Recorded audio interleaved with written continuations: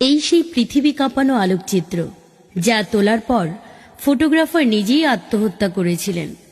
ছবিতে একটি শকুন বসে আছে কঙ্কালসার এক শিশুর মৃত্যুর অপেক্ষায়, যেন মারা গেলেই সে ঝাঁপিয়ে পড়বে লক্ষ্যবস্তুর উপর। ছবিটি তুলেছিলেন দক্ষিণ আফ্রিকার ফটোগ্রাফার কেভিন কার্টার। 1993 সালের মার্চ মাস।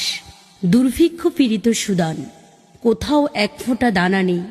ক্ষুধার যন্ত্রণায় কাতর শিশুটি এক মুঠো খাবারের সন্ধানে আয়ত শহর থেকে আধা মাইল দূরে জাতিসংঘের খাদ্য গুদামের দিকে অগ্রসর হচ্ছিল। এক পর্যায়ে সে তার মৃতপ্রায় নিথর দেহটি নিয়ে উবু হয়ে মাটিতে মাথা রেখে বসে পড়ে।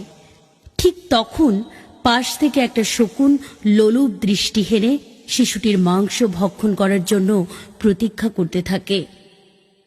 এই ছবি দ্য নিউ ইয়র্ক টাইমস